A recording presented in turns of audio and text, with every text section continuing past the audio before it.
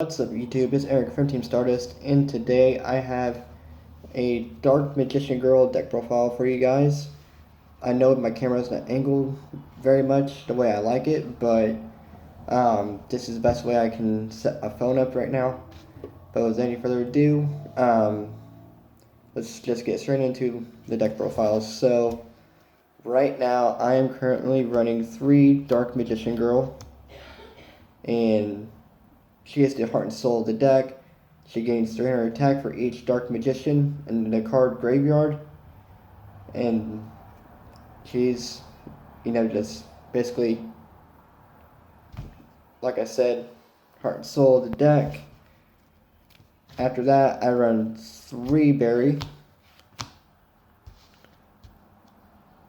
Now, she's one of the best Magician Girls that has ever come into existence because with her, you can basically add a Magician Girl from your deck to your hand.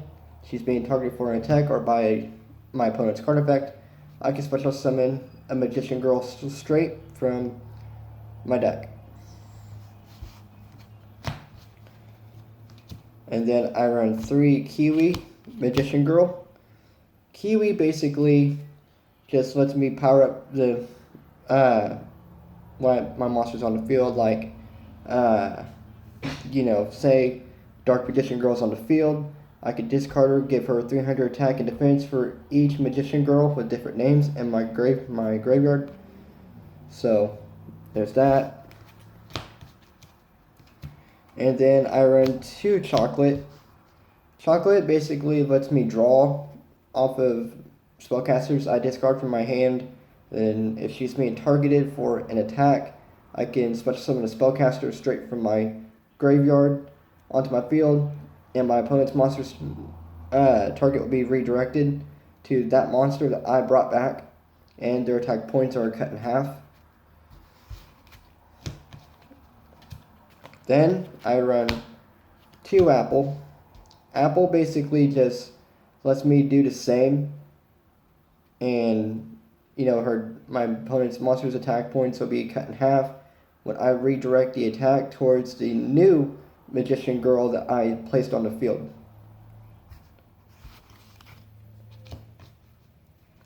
Then I run 2 Lemon. Lemon basically lets me do the same thing, except the spellcaster I bring out, the effects of that spellcaster is put to a stop, and then redirect my opponent's monster's attack. It's cut in half and all. So that's the basics of the Magician Girls, if you hadn't already noticed. And then for non-Magician Girl monsters, I play 2 Dark Magician. Dark Magician is here to assist Dark Magician Girl, and I find it quite good in the deck. Most people, I don't know how, would respond to, playing Dark Magician and Dark Magician Girl deck, which to me it just makes sense, and also they just make a great team, so he is in here for those particular reasons. And then I run 1 Electromagnetic Turtle, 1 Magician of Faith, and 1 Palladium Oracle Mana. Now, Electromagnetic Turtle will let me end my opponent's battle phase if I banish it from the graveyard. Magician of Faith lets me add a spell when she is flip summoned. Palladium Oracle Mana is like Palladium Oracle, the other one. The other Palladium, this is what she's basically like, is I can special summon Dark Magician Girl from my hand, deck, or graveyard and all. And then it also works for level 7 spellcasters too, like Dark Magician. So she's good for Dark Magician deck too. And then I play 3 Magician's Rod. He lets me get a Dark Magician spell or trap from my deck once he is successfully summoned, and then you can bring him back to your hand. It is basically kind of like a Blackstone in a way. You can basically put it. So, but other than that, But if he is like a dead card in my hand, needless to say, then I can use Chocolate's effect, discard him, draw a new card, and basically you can add him back to your hand whenever you feel. You just gotta make sure the conditions are correct. And then I find this card really good, but most of the time I just love this little guy, Marsh Macaron. Marsh Macaron, he's basically your defender. If one is destroyed by battle or my opponent's card effect, I can bring two from my deck or graveyard onto the field. And then onto the spells, I play 3 Dark Magical Circle. I can look at the top 3 cards in my deck, and that lists Dark Magician or is Dark Magician himself. I can add that particular card to my hand, but if not, then when Dark Magician is summoned,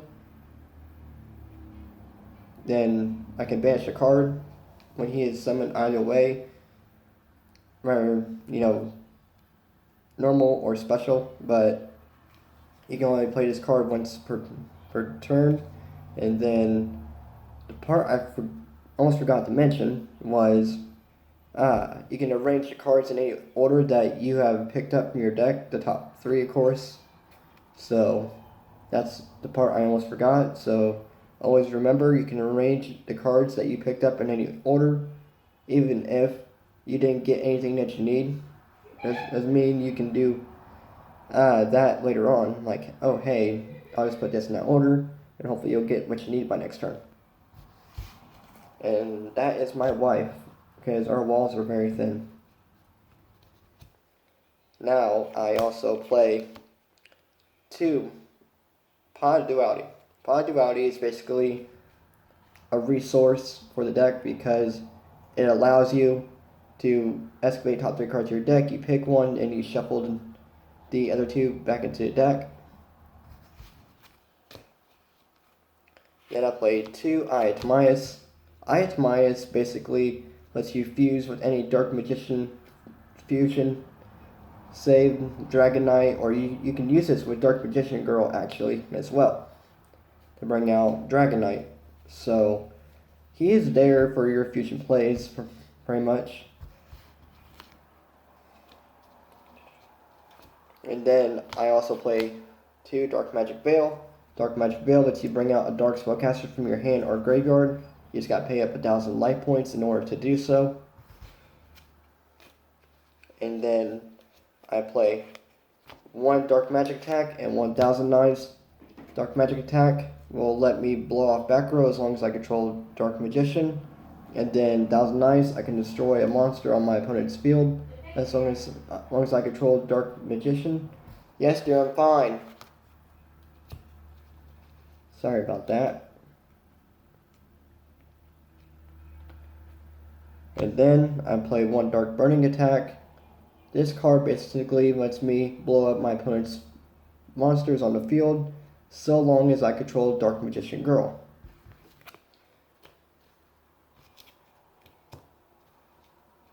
And then I play 1 Monster Reborn, 1 Golden Sarcophagus, and 1 Dark Hole. Gotta get those in there. There you go, so you can see them. Monster Reborn lets me revive from either player's graveyard. Sarcophagus allows me to search out for a card, put in my banishment zone until my second standby phase. And then Dark Hole is just there to nuke the field, pretty much. But always remember, use that card very wisely. Then I play 1 Bond between teacher and student, 1 Dark Burning Magic, and 1 Dark Magic Twin Burst. But these 3, basically bond between teacher and student allows me to special Dark Magician Girl from hand, deck, or graveyard. So long as I control Dark Magician, I can set any of the 4 cards. For instance, you can set Dark Burning Magic, or you can set Dark Magic Twin Burst from your deck to the field. But I always go for Dark Burning Magic because it's just your instant blow up for your opponent's board. And then Dark Burning Magic just lets you, of course, blow up your opponent's entire field when you control both Dark Magician and Dark Magician Girl. And then Dark Magic Twin Burst. So long as there's a Dark Magician Girl on the field or in the graveyard, then Dark Magician gets a power up of that Dark Magician Girl. And then I run one Dark Magic Inheritance and one Magical Dimension and one Dark Magic Expanded. Dark Magic Expanded, you can choose to power up your Dark Spellcaster by 1,000. That's one of your options. And then Magical Dimension, allows you to tribute a spellcaster, special out a new one from your hand, and then you can destroy one monster your opponent controls. Inheritance lets me get a Dark Magician or Dark Magician Girl spell or trap so long as I banish two spells. You can do it on your turn or your opponent's turn because it is a quick play. All of them are, but you know what I mean. Down for the traps, I play triple Eternal Soul. Soul is there to help Dark Magician to either bring him back from the graveyard, or you can special summon him from your hand, or you can grab 1,000 Knives or Dark Magic attack. Plus, the downside with this card is if you got nothing to protect your back row with, then when this card is sent from the field to the graveyard, then every monster on your field is, sent to the graveyard. And then I play Magician's Defense. Two of them because so long as I have a spellcaster on my field, then I can cut the damage in half is what this is for, and also it's a continuous, so just so long as you have monsters to support, then as long as you're a spellcaster, this card will help you reduce the damage. And then I play two Magician's Circle. Magician's Circle is there to help you get, say, for instance, Dark Magician Girl to the field, because it lets you bring out a spellcaster of 2,000 or less, both you and your opponent. So it helps both sides out. And then I play two Magician's Navigation. It allows me to special summon Dark Magician from my hand to the field and one Dark Spellcaster from my deck, and then when this card is in the graveyard, basically I can banish it to negate a spell or trap effect. Then I play two Mirror Force to basically blow up my opponent's monsters as long as they're all in attack mode. Then I can do so to protect my monsters and myself from any further damage. And then for the last card, the main deck, I play Dark Renewal. This little card here allows me to tribute a spellcaster on my field and a monster my opponent just played, whether it's special summoned or whatever. Tribute them both, bring a Dark Spellcaster from my graveyard or from my deck onto the field. And now onto the extra deck. I do run two Dark Magician Girl, the Dragon Knight.